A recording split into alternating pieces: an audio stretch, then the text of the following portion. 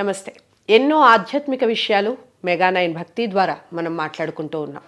కొంతమంది ప్రముఖుల్ని చూసినప్పుడు, కొత్త వారిని చూసినప్పుడు చేతులెత్తి నమస్కరించాలనిపిస్తుంది.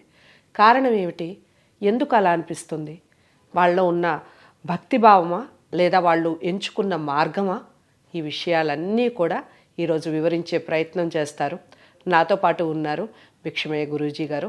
అసలు ఏమిటి ఆయన వెనకాల చరిత్ర ఏమిటి, ఎందుకు ఈ ఆధ్యాత్మికం వైపు అడుగులు పడ్డాయి, స్వతహాగా లెక్చరర్ అయిన భిక్షమయ్య గారు ఎందుకు ఈ ఆధ్యాత్మికం వైపు నడవడానికి కారణం ఏమిటి, సర్వరోగ నివారిణి అని ఒక మంత్రాన్ని చెప్తున్నారు. అసలు ఏమిటి దాని వెనకాల ఉన్న రహస్యాలు ఏమిటి అన్నీ కనుక్కునే ప్రయత్నం చేద్దాం. వీడియో ఎక్కడా స్కిప్ చేయకండి. డౌట్స్ ఏమన్నా ఉన్నా లేదా గురువు గారిని డైరెక్ట్గా కాంటాక్ట్ అవ్వాలి అన్న స్క్రీన్ మీద కనపడే నెంబర్కి కాల్ చేయొచ్చు. తప్పకుండా తన క్లాసెస్ని అటెండ్ అయ్యే అవకాశం ఉంటుంది.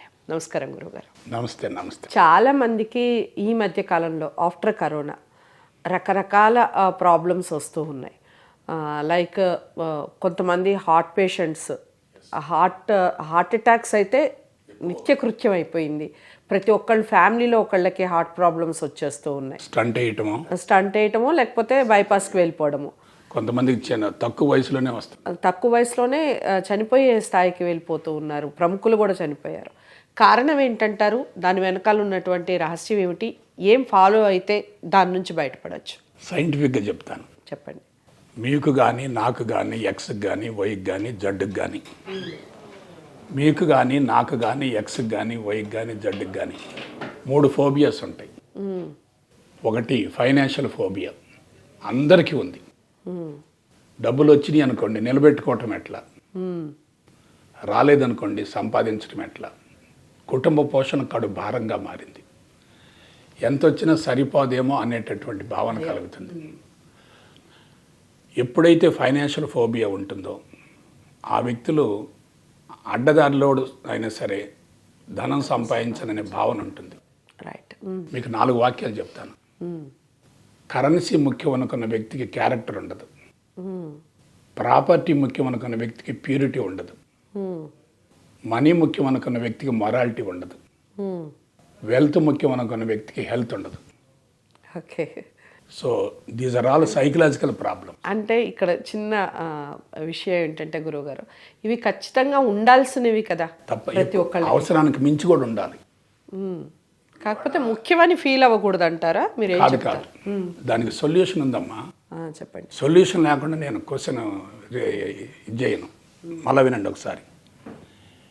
ఎప్పుడైతే మనం దేనికోసం వర్రీ అవుతుంటామో దాన్ని పోగొట్టుకుంటాం. దేనికోసం మనం వర్రీ అవుతుంటాం అది పోగొట్టుకుంటాం. ఓకే. సైకలాజికల్గా బాగా డెవలప్ అయితే అది మన దగ్గరకు వచ్చింది. టెన్షన్గా ఉన్నటువంటి వాళ్ళని గమనించండి, మనీ పోగొట్టుకుంటుంటారు. ఆ పోగొట్టుకున్నది మనసులో గాయం అవుతుంది. సో ఫైనాన్షియల్ ఫోబియా ఉందనుకోండి, స్ట్రెస్ పెరిగి పెరిగి పెరిగి దిగులు, విచారం, మానసిక ఒత్తిడి, నిద్ర పట్టకపోవటం, తర్వాత ఇవ్వాల్సిందేమో ఎక్కువ ఉంది, చేతిలో డబ్బు తక్కువ ఉంది, అక్కడ బ్యాలెన్స్ కుదరట్లేదు. ఏమవుతుంది mind? That leads to disease. Disease వచ్చిందనుకోండి, డిసీజ్ ఫోబియా వస్తుంది. ఓకే. ఒక చిన్న ఎగ్జాంపుల్ చెప్తాను. ఒక వ్యక్తి జర్నీ చేశాడు, అలసిపోయాడు, ఇంట్లోకి వచ్చాడు, గుండె దడగా ఉంది, కాళ్ళు వణుకుతున్నాయి, నాలుగు పెడుచు కడుతుంది, చెమట పోస్తుంది, తల తిరుగుతూ ఉంది. వెంటనే భోంచేయకుండా డాక్టర్ గారి దగ్గరికి వెళ్ళాడు. డాక్టర్ గారు అన్నాడు, ఏమండి బ్లడ్ శాంపిల్ ఇచ్చాడండి, మీకు ఏముందనేది రేపు ఉదయం టెస్ట్ చేస్తారని చెప్తారని అన్నాడు. రైట్. సరే బ్లడ్ శాంపిల్ ఇచ్చి వచ్చాడు, భోంచేశాడు, పడుకున్నాడు. ఏమీ లేదు, గుండె దడ లేదు, గిడ్డీనెస్ లేదు, స్వెట్టింగ్ లేదు, హార్ట్ బీటింగ్ లేదు, ఏమీ లేదు, బాగున్నాడు. కానీ తెల్లారి హాస్పిటల్కి వెళ్ళాడు రిపోర్ట్ కోసం. 240 షుగర్ ఉంది. ఎందుకుంది? జర్నీ చేసినందువల్ల, టైర్ అయినందువల్ల ఆ సిమ్టమ్స్ బయటపడ్డాయి. భోంచేశాడు, పడుకున్నాడు, ఆ సిమ్టమ్స్ లేవు కదా. కానీ రిపోర్ట్లో ఏముంది 240 ఉంది. ఇతనికి ఏముంది, ఆ రిపోర్ట్లో ఉన్నది ఇక్కడ రికార్డ్ అయింది. నాకేముంది, షుగర్ ఉంది. సుబ్బారావు మన షుగర్ వచ్చే నష్టపోయాడు, రామారావు ఇదయ్యాడు, వెంకట్రావు ఇదయ్యాడు. దీన్ని ఏమంటారంటే డిసీజ్ ఫోబియా. ఇంతకుముందు నేను చెప్పింది ఫైనాన్షియల్ ఫోబియా, ఇప్పుడు నేను చెప్పింది disease phobia. Especially heart problem ఉందంటే అది అన్ని అవయవాలను కూడా బలహీనపరుస్తుంది. షుగర్ ఉందంటే ప్యాంక్రియాస్ దెబ్బతిందంటే జీర్ణక్రియ మొత్తం దెబ్బతింటుంది. ఇక ఒకటి కనుక వచ్చిందంటే దానికి లింకుడుగా చాలా జబ్బులు మొదలవుతూ ఉంటాయి. మనం వాడేటటువంటి మందులు ఆ జబ్బును తాత్కాలికంగా సపరేట్ చేస్తాయి తప్ప క్యూర్ చేయవు. ఓకే. ఇక మూడోది చెప్తున్నాను, డెత్ ఫోబియా. మనందరం చనిపోవటం ఖాయమే. 100 ఏళ్లకు ముందు నేను లేను, 100 ఏళ్ల తర్వాత నేను ఉండను. కానీ చనిపోతాను అనే భావన కలిగిన, మరణ వార్త విన్న మనుషులు ఎలా ఉంటారు? నేను వెళ్ళిపోయాను అనుకో, నా భార్య ఏమైపోతుంది, పిల్లలు ఏమైపోతారు, నా ఫ్యూచర్ ఏమైపోతుంది, అదేమైపోతుంది, లోపల ఏముంది? That is phobia. Financial phobia, disease phobia, death phobia. మీకు స్పిరిచువాలిటీ ద్వారా ఒక వాక్యం చెప్తున్నాను. You can't stop your death. You can't stop your death. You can postpone your death. ఎలా పాసిబిలిటీస్ ఉంటాయా? You can canker your death. Okay. మీకు కానీ, నాకు కానీ, ఎక్స్కి కానీ, వైకి కానీ, జడ్కి కానీ, ఎవరికైనా సరే జబ్బులు ఉన్నాయంటే దానికి మూల కారణం చెడు సంస్కారాలు. చెడు సంస్కారాలు ఉన్నప్పుడు ఇటు చూడండి, చెడు ఆలోచనలు వస్తూ ఉంటాయి, చెడు మాటలు మాట్లాడతారు, చెడు కర్మలు చేస్తారు, చెడు కర్మ ఫలం వస్తుంది. ఆ చెడు కర్మ ఫలం మరొక చెడు కర్మకు బీజం అవుతుంది. ఓకే. కాబట్టి మన సంస్కారాల యొక్క స్వభావాన్ని బట్టి జీవితం కొనసాగుతుంది. మా అమ్మ నాన్న ఇద్దరు కూడా డిసీజ్ ఓరియంటెడ్గా ఉన్నప్పుడు నాకు జన్మనిచ్చారు. నాకేమొచ్చాయి? చెడు సంస్కారాలు వచ్చాయి. చెడు సంస్కారాలు అంటే ఏమిటి? జీన్స్, డిఎన్ఏ అనుకోండి, ఆర్ఎన్ఏ అనుకోండి, క్రోమోజోమ్స్ అని జీన్స్ అవన్నీ వచ్చినాయి. నేనేం చేశాను? బ్రతకాలి, ఆరోగ్యం ఉండాలి, వృత్తికి న్యాయం చేయాలి, కుటుంబానికి న్యాయం చేయాలి అనే భావంతో ఈ మార్గంలోకి వచ్చాను. వచ్చి దాదాపుగా 91 నుంచి 2015 వరకు టోటల్ ఎన్ని సంవత్సరాలు చెప్పండి? 24 ఇయర్స్. 24 ఇయర్స్. నేను చేసినటువంటి లోతైన అన్వేషణ అనుకోండి, పరిశోధన అనుకోండి, తీవ్రమైన కృషి అనుకోండి, నేను జబ్బు నుంచి బయటపడ్డానుగా. Now I am 76. బాడీలో పెయిన్స్ ఉండాలి కదా. మీరు అనుమతిస్తే మీ ముందే నేను పద్మాసనం వేసుకు కూర్చుంటాను. ఓకే. ఇవాళ 40 ఏళ్ళకి మోకాళ్ళ నొప్పులు వస్తున్నాయి, అవును, షుగర్ బీపీలు వస్తున్నాయి, ఎన్నో ప్రాబ్లమ్స్ వస్తున్నాయి. మరి నా జబ్బులు మొత్తం ఏమైపోయాయి? సోరియాసిస్ పోయింది, కాన్స్టిపేషన్ ట్రబుల్ పోయింది, తర్వాత మా అమ్మదారు నాకు వచ్చినటువంటి పక్షవాతం పోయింది, అన్నీ పోయినాయి. సో కరెక్ట్గా మాట చెప్తున్నాను, పాజిటివ్ థింకింగ్ ఉంటే మనిషి ఆరోగ్యవంతుడిగా జీవించగలుగుతాడు. ఓకే. అన్నిటికీ సర్వరోగ నివారణ అండి పాజిటివ్ థింకింగ్ అనేది. అది ఎట్లంటే మనిషిలో 3 గుణాలు ఉంటాయి. 1 తమో గుణం, 2 రజో గుణం, 3 సత్వగుణం. తమో గుణం భయంతో కూడి ఉంటుంది, రజోగుణం ఉద్రేకంతో కూడి ఉంటుంది, సత్వగుణం ధైర్యంతో కూడి ఉంటుంది. ఇటు చూడండి ఒకసారి. చెడు సంస్కారాలని సమూలంగా తొలగించుకొని ఉత్తమ సంస్కారాలని పెంపొందించుకోగలిగితే అతనికి 5 లక్షణాలు వస్తాయి. 1 ధైర్యం, 2 ఆత్మవిశ్వాసం, 3 ప్రశాంతత, 4 సమర్థత, ఎఫిషియన్సీ, 5వది మనోబలం, విల్ పవర్. ఒక వర్డ్ చెప్తాను, గుర్తుపెట్టుకోండి. మనోబలాన్ని మించిన మందు లేదు.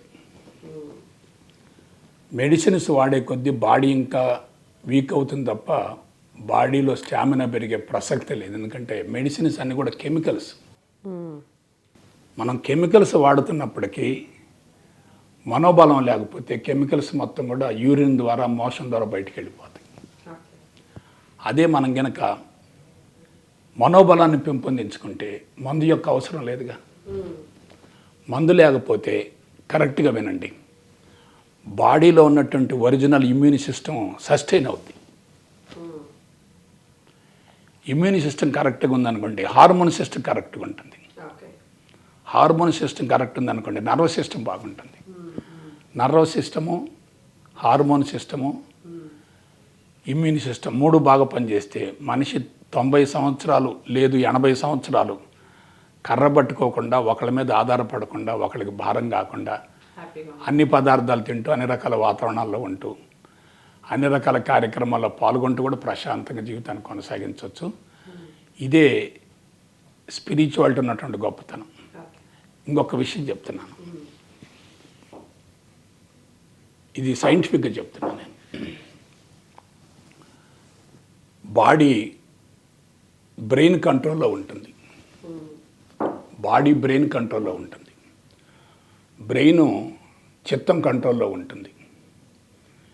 ఈ చిత్తం అహంకారం పరిధిలో ఉంటుంది. ఆ సబ్జెక్ట్ పక్కన పెడదాం, వినండి ఒకసారి. మీ బాడీలో ఎన్ని ఆర్గాన్స్ ఉన్నాయో అన్ని ఆర్గాన్స్ని కంట్రోల్ చేసేటటువంటి స్విచ్లు ఇక్కడ ఉన్నాయి. Right. This is science. This can be proved. Suppose ఒక వ్యక్తికి హార్ట్ ప్రాబ్లం ఉంది. It is not the fault of the heart, it is the fault of the cardiac centre present in the brain. తుమ్ములు వస్తున్నాయి, ఇక్కడ nose ద్వారా తుమ్ములు వస్తున్నాయి, ఇక్కడ స్నీజింగ్ సెంటర్ ఉంటుంది. వాంతులు అవుతున్నాయి, వామిటింగ్ సెంటర్ ఉంటుంది. కళ్ళకు కళ్ళజోడు వచ్చింది, ఆప్టిక్ సెంటర్ ఉంటుంది.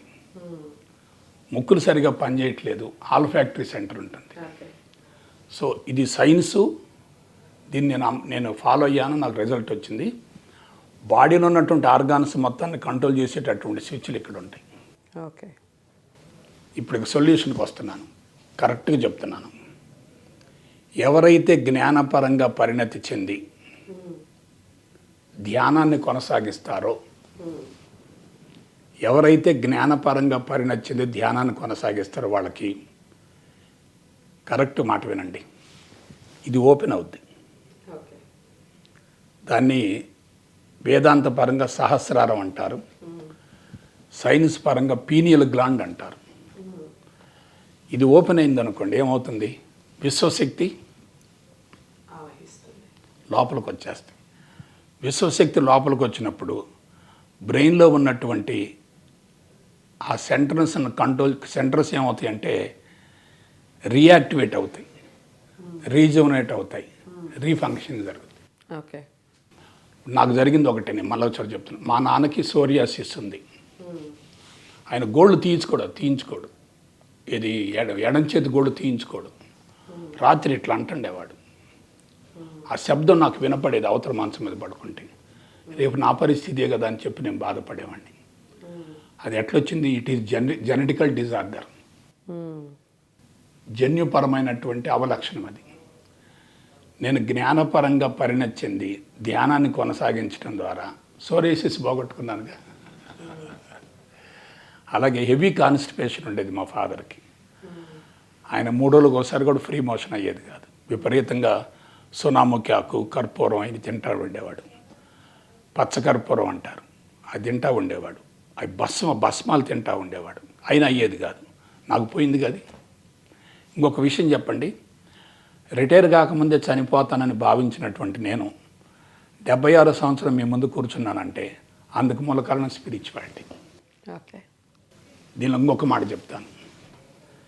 Spirituality is the complete science. ఇది science. If you know spirituality you need not know anything. If you don't know spirituality, if you know anything, it is incomplete and partial. కాబట్టి నేను అనుసరించినటువంటి విధానం science పరంగా టెక్నికల్గా ఉంది కాబట్టి నాకు రిజల్ట్ వచ్చింది. దీనిలో ఇంకా పరిపూర్ణత్వం పొందటానికి నాకు ఇంకొక 6-7 నెలలు పడుతుంది. తర్వాత ఏం జరుగుతుందో చెప్పనా? ఒక వ్యక్తిని కళ్ళతో చూస్తేనే అవతల వ్యక్తికి శక్తిపాతం వస్తుంది. ఫోటో ద్వారా హీలింగ్ చేయొచ్చు, డిస్టెన్స్ హీలింగ్ అంటారు, అవన్నీ చేయొచ్చు. నా ఉద్దేశం నేను చేయను, కానీ ఒక 100 మంది ఇటువంటి వ్యక్తిని తయారు చేస్తాను. ఎందుకంటే నేను ఒక్కడనే చేస్తే ఆ నెగిటివ్ ఫోర్స్ నేను భరించలేనుగా. ఒక 100 మంది తయారయ్యారు అనుకోండి, 100 హాస్పిటల్స్ పెట్టి వాటిని ఏమంటారంటే ఆధ్యాత్మిక చికిత్సా కేంద్రాలు అంటారు. భవిష్యత్తులో ఎలా ఉంటుందంటే మందులు వాడకుండా జబ్బులు తగ్గించేటటువంటి మహానుభావులు వస్తారు. దీనిలో సీక్రెట్ చెప్తాను. సమాజంలో నెగిటివ్ ఫోర్సెస్ బాగా పెరిగినప్పుడు నేచర్ ఏం చేస్తుంటే ప్రకృతి ఫోర్సెస్ని, పాజిటివ్ ఫోర్సెస్ని ఆ వ్యక్తి ద్వారా సమాజంలో అందరికీ పంచుతుంది. రైట్. నెగిటివ్ ఫోర్స్ ఎలా ఉన్నాయి, చాలా తీవ్రంగా ఉన్నాయి, మనుషులు భరించలేనంతగా ఉన్నారు. ప్రతి వ్యక్తి ముఖంలో ఆందోళన, ఒత్తిడి విపరీతంగా ఉన్నాయి. ఎంతకాలం దీన్ని భరించగలుగుతారు? మీరు ఒక బరువు ఎత్తుకున్నారు, 60 కేజీలు బరువు అనుకోండి, మీరు 40 కేజీలు బరువు మోయగలుగుతారు. 60 కేజీలు ఎత్తుకుంటే ఏమవుతారు? బరువు దించుదాం అనుకుంటారు. ఇప్పుడు జరుగుతుంది అది. సోషల్ రిలేషన్స్ సరిగా లేవు, వ్యక్తుల మధ్య విపరీతమైనటువంటి పోటీతత్వం ఉంది, గందరగోళంగా ఉన్నారు, మానసిక ఒత్తిడి బాగా ఉంది. పోటీతత్వం ఉంటే పర్వాలేదండి, ఈర్ష్యాద్వేషాలు పెరిగిపోతూ ఉన్నాయి.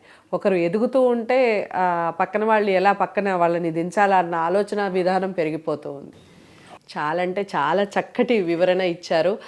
ఇంకా ఇలాంటి ఇంటర్వ్యూస్ మనం మున్ముందు చాలా చేయాలి, చాలా కార్యక్రమాల గురించి తెలుసుకోవాలి. ఆత్మశుద్ధి ఎలా జరగాలి, అసలు ఇంటర్వ్యూ చూస్తే తెలిసిపోతుందేమో. మీ అందరికీ నచ్చిందని అనుకుంటున్నాను. ఇంటర్వ్యూ తప్పకుండా ఆదరిస్తారని అనుకుంటున్నాను. మున్ముందు ఇంకా కొన్ని వ్యాధుల గురించి, దాని నుంచి ఎలా బయటపడాలి, అలాగే మనం నిత్యం చేయాల్సిన కొన్ని పనులు ఏమిటి, నిత్యం తీసుకోవాల్సిన కొన్ని ఆహారాలు ఏమిటి, ఈ విషయాలన్నీ కూడా నెక్స్ట్ ఇంటర్వ్యూలో తప్పకుండా గురూజీతో మాట్లాడే ప్రయత్నం చేస్తాను. వీడియోని లైక్ చేసి అందరికీ షేర్ చేయండి, ఛానల్ని సబ్స్క్రైబ్ చేసుకోండి. జై గురుదేవ్, జై గురుదేవ్, జై గురుదేవ్.